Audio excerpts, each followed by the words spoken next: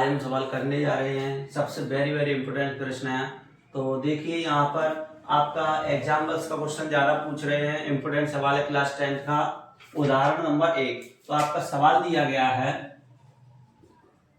x square plus 7x plus 10 इस बहुपद को सॉल्व करके इसके शून्य ज्ञात करेंगे।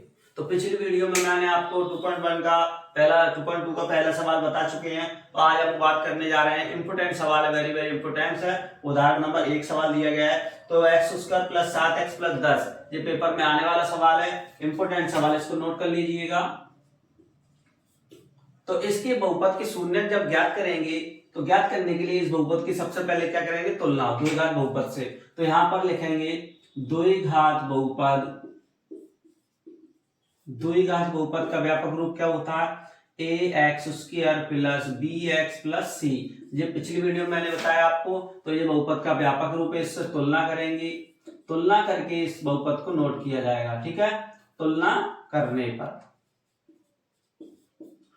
करने पर लिखेंगे सबसे पहले ax स्क्वायर यानी कि सबसे बड़ी घात का मान लिखा जाता है, क्या है x स्क्वायर प्लस फिर bx यानी छोटा पद 7x और प्लस c वाला अचर पद क्या है 10। तो इससे तुलना करके आपने बहुपद को सही से लिख लिया।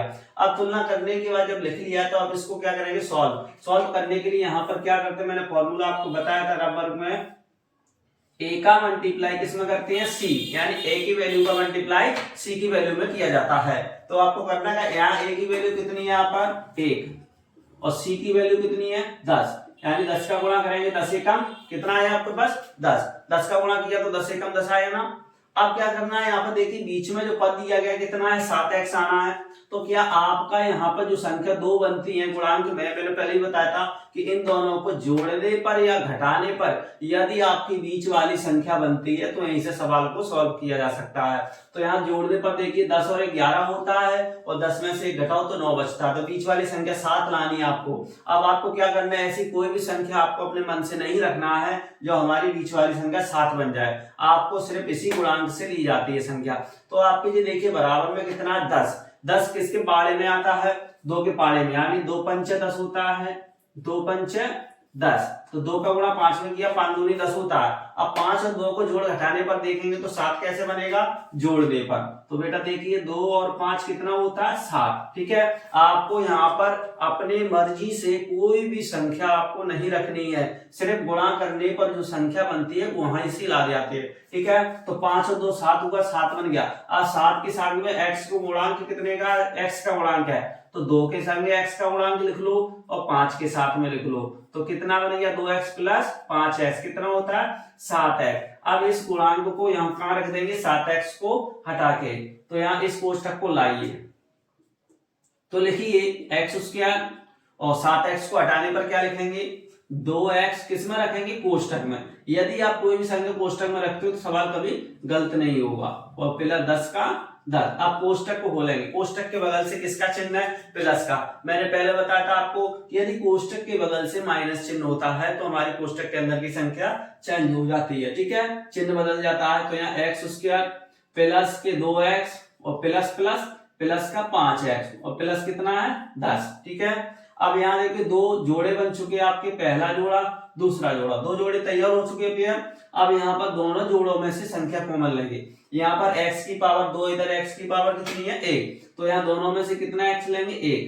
तो x यहाँ से हट गया, कितना बचा 1x प्लस यहाँ से x का भाग दे देंगे x में तो कितना बचेगा 2 प्लस इन दोनों में देखिए 5 है, इधर 10 है। तो 5 और 10 में किसका भाग जाता है 5 का, 5 से 5 काट के 5 एकम 5, x बचा प्लस 5 का भाग 10 में देंगे, 5 दूनी 10। यहाँ देखिए पूरी लाइन में दोनों जोड़े, दोनों कोष्ठक एक जैसे बन रहे हैं। यदि आपके दोनों कोष्ठक एक जैसे बन रहे हैं तो सवाल सही चल रहा है। पहले ही बता चुके वीडियो में आपको। यहाँ पर देखिए अभी तक जोड़े में से कॉमन लिया था, अब पूरी लाइन में से कॉमन लिया जाएगा। तो पूरी लाइन में कौन एक जैसा है x प्लस 2 और शुरू में क्या बचा x प्लस 5। तो यहाँ x की पावर कितनी चल रही थी 2, तो यहाँ पर ब्रैकेट कितने बने 2, यानी जितनी पावर होती है उतनी ब्रैकेट बनना चाहिए। अब यहाँ पर x की वैल्यू निकालने के लिए आपको क्या करना पड़ेगा, पहले बहुपद को 0 करेंगे। तो यहाँ लिखेंगे x square plus 7x plus 10 बराबर 0 तभी होगा जब, यदि आपका बहुपद 0 हो जाएगा तो ये कोष्टक भी 0 हो जाएंगे, यानी कि x + 2 = 0 और x + 5 = 0। तो x की वैल्यू निकालेंगे तो x बराबर प्लस का 2 उधर जाएगा माइनस का, और इसी प्रकार इसका भी निकालिए, x बराबर प्लस का 5 उधर जाएगा माइनस का। तो यहाँ x की वैल्यू दोनों को इसको लिखिए अतः करके, अतः x² + 7x + 10 के शून्यक, तो जो द्विघात बहुपद है इसके शून्यक कितने आंसर निकले, -2 और -5 है। ठीक है, तो यहाँ पर ये सबसे वेरी वेरी इंपॉर्टेंट प्रश्न है, अभी तक पेपर में नहीं आया है, इसको नोट कर लीजिए और आगे वीडियो देखने के लिए हमारे चैनल को लाइक करें और सब्सक्राइब करें। धन्यवाद।